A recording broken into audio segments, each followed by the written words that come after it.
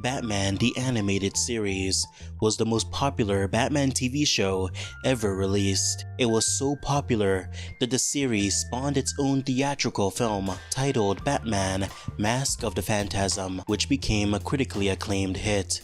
However, Mask of the Phantasm was not the only film to spawn from the show's success. Batman the Animated Series also received 2 straight-to-DVD films that told original stories after the events of Batman the Animated Series. For years, the people of Gotham City wondered, who is he? Now they're asking, who is she?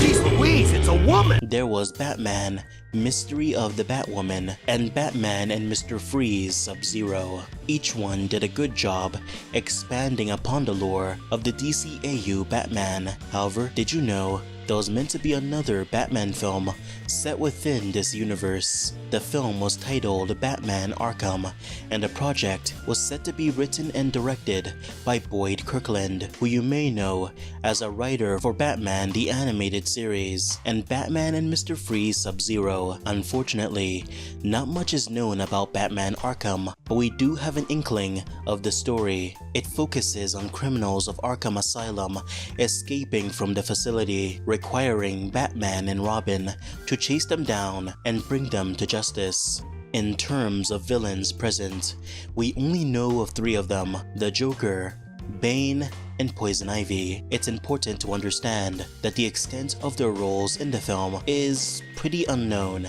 However, we can infer that they all had decent screen time. Now, the most interesting element when it comes to the villains, and even most of the characters in general, is the art style, or in other words, its complete departure from the typical animated series style. Now, since this Batman film was in development after Batman and Mr. Freeze came out, it should have used the redesigns present in the new Batman Adventures, which would have been running at the time. However, Batman Arkham moves away from that show's stylized art style to embrace something more realistic. Artist Stephen E. Gordon drew the art present in Batman Arkham, and when you take a look at the illustrator's other works, you can tell that style-wise, he goes for something more grounded in approach. The characters maintain realistic proportions, anatomy, and even facial features. However, there's still a direct stylized look that gives his artistic style charm and helps it stand out from an ocean of other animated and illustrated works in the industry. You may have found Stephen E. Gordon's style familiar, as he's famous for illustrating a series of Batman stories within the popular I Can Read children's book series. Another element worth mentioning about this Batman film is the film's new love interest, Elizabeth. Now, there's not much we can say about this character. She's clearly within some kind of high profession based on her attire alone.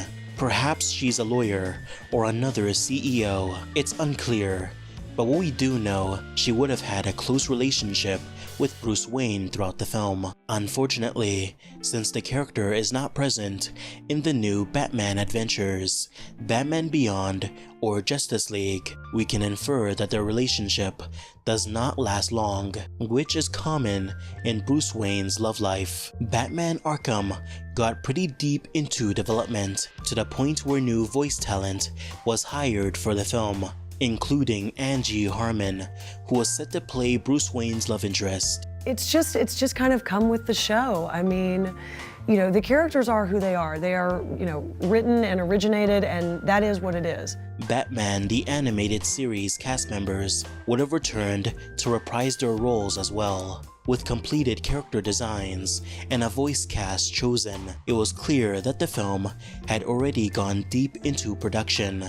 Unfortunately, the film would never develop further, as the project was shelved in favor of another film, Batman Beyond: The Return of the Joker.